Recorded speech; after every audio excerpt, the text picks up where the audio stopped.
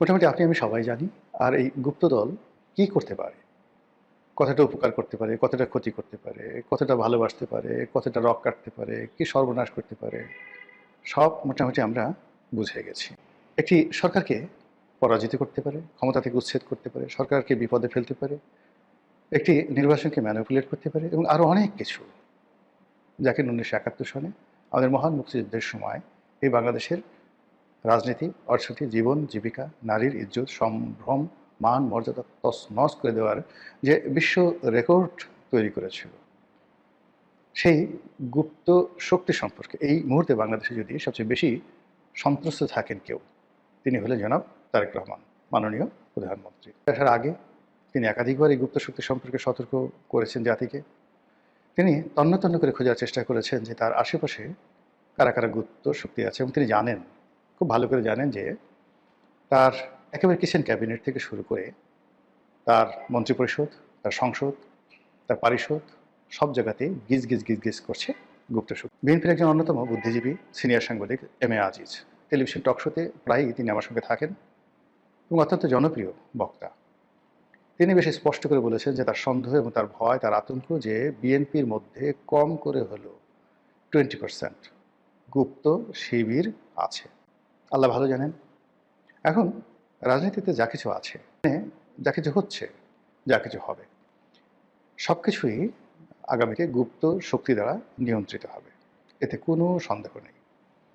গত 17 মাসে গুপ্ত শক্তি তাদের কর্মকাণ্ডে যে সফলতা লাভ করেছে, তারপর রাষ্ট্র পরিচালনায় তারা যে অভিজ্ঞতা অর্জন করেছে, একটি সফল বিপ্লবের তারা নেতৃত্ব দিয়েছে, গণ অভ্যুত্থানের নেতৃত্ব দিয়েছে এবং সেই গণ অভ্যুত্থানের মিঠাই মন্ডা যা কিছু আছে সব তারা চেটে পুটে খেয়েছে।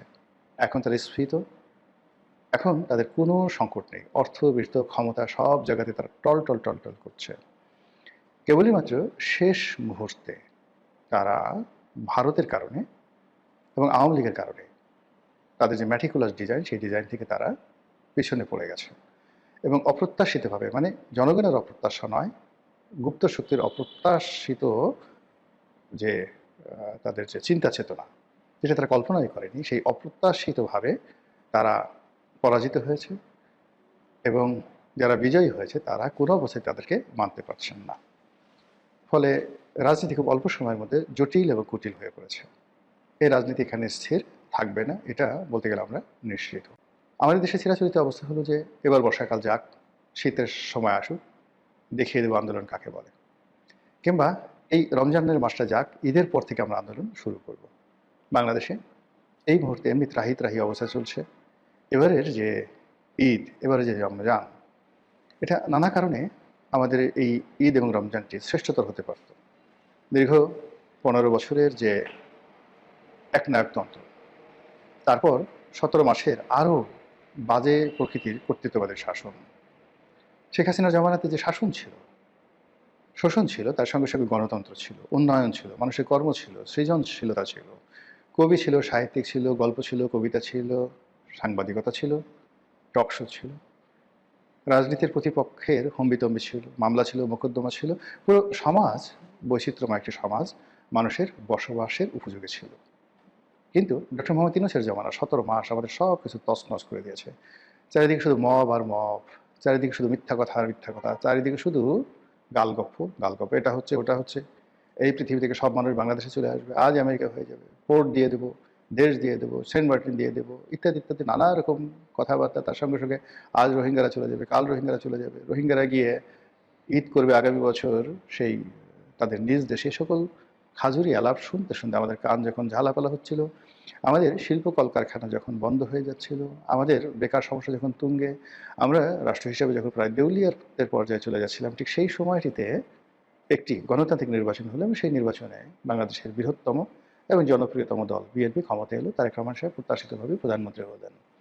এর সেটা আনন্দের কি হতে পারে? কিন্তু আমরা স্বস্তি পাচ্ছি না, অনেকগুলো কারণ। প্রথম কারণ হলো যে এই মুহূর্তে দুটো নতুন যুদ্ধ, আফগানিস্তান এবং পাকিস্তানের যুদ্ধ, এবং আমাদের বাংলাদেশের রাজনীতিতে গত 17 মাসে পাকিস্তান এবং আফগানিস্তানের যে প্রভুত্ব, তাদের যে আধিপত্য, তাদের যে রাজনৈতিক মতাদর্শ যেভাবে আমাদের সমাজে বিস্তার লাভ করছে, এখানে যেটাকে বলা হয় কনফ্রন্টেশন, এটি ইসলামিক কনফ্রন্টেশন এটি আমাদের জন্য রীতিমতো গোদের উপর বিস্ফোরা হয়ে দাঁড়িয়েছে। আমাদের দেশে এক ধরনের বা এক শ্রেণীর ইসলামপন্থী রয়েছেন যারা সদল বলে আফগানিস্তানে গিয়েছেন। আফগানিস্তানের যারা হর্তাকর্তা ব্যক্তি, তালেবানদের হর্তাকর্তা ব্যক্তি, তারা বাংলাদেশে এসেছেন এবং এই দেশটিকে একটি তালেবানি এমিরেট বা তালেবানি রাষ্ট্র গড়ার জন্য অনেক মানুষ চেষ্টা করেছে। অন্যপক্ষ এই রাষ্ট্রকে একটি পাকিস্তানের মতো করে একটা পাকিস্তানকে রোল মডেল বানিয়ে এই রাষ্ট্রকে পাকিস্তানের আদলে গড়ে তোলার জন্য গত 17 মাসে চেষ্টা করেছে। এর বাইরে আরেকটি পক্ষ যারা এটাকে আমেরিকা বানাতে চেয়েছে, আবার আরেকটি পক্ষ এটিকে একটি Yunus land, the land of Yunus এরকম তৈরি করার চেষ্টা করেছে। কিন্তু কোনোটার সফলতা আমরা পাইনি, বরং প্রতিটি কাজ করতে গিয়ে রাষ্ট্রের অর্থ গেছে, ক্ষমতা গেছে, বিত্ত গেছে, বৈভব গেছে, সব কিছু তছনছ হয়ে গেছে। এবং এগুলো হওয়ার পর যখন নতুন সরকার এলো তখনই আফগানিস্তান পাকিস্তানের যে যুদ্ধ সেটা শুরু হলো। তো আফগান এবং পাকিস্তানের যে যুদ্ধ, সেই যুদ্ধের প্রেক্ষিতে আমাদের দেশে যারা অতি উৎসাহী যে সকল ইসলামপন্থী রয়েছেন, পাকিস্তানপন্থী রয়েছেন, আফগানপন্থী রয়েছেন, তাদের মধ্যে নিঃসন্দেহে কোলাকুলি হবে না, তাদের মধ্যে চুমোচুমি হবে না, তাদের মধ্যে মোশাহাবা হবে না, তাদের মধ্যে বিয়ে শাদী হবে না। তাদের মধ্যে যা হবে আশা করতে পারেন, আশঙ্কা করতে পারেন, এটি পাকিস্তান আফগান সীমান্তে যা হচ্ছে অনুরূপ কিছু একটা হবে। এটা হলো বর্তমান সরকারের জন্য একটা মারাত্মক বিপদ, যা কিনা এই সরকারের ঘুম হারাম করে দিয়েছে। দ্বিতীয় সমস্যা হলো এই মুহূর্তে ইরান এবং আমেরিকার যুদ্ধ চলছে এবং এই যুদ্ধের ফলে আমাদের বৈদেশিক বাণিজ্য, আমাদের ফরেন রিজার্ভ, আমাদের যে ফুয়েল সিকিউরিটি, জ্বালানি নিরাপত্তা, তারপর মধ্যপ্রাচ্যে আমাদের যে শ্রমশক্তি রপ্তানি এবং রেমিটেন্স প্রবাহ, সব কিছু ঝুঁকির মধ্যে পড়েছে।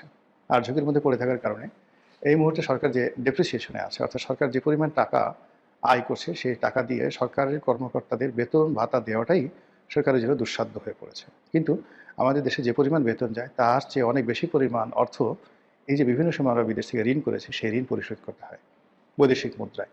তো বৈদেশিক মুদ্রা সেই ঋণ পরিশোধ করার জন্য ফরেন রেমিটেন্স লাগবে, এক্সপোর্ট লাগবে। ফরেন রেমিটেন্স এবং এক্সপোর্ট এই মুহূর্তে দুটোই বিপদের মধ্যে পড়েছে। অন্যদিকে সরকার মুদ্রা ছাপিয়ে দেশে মুদ্রাস্ফীতি বাড়িয়ে দিয়েছে।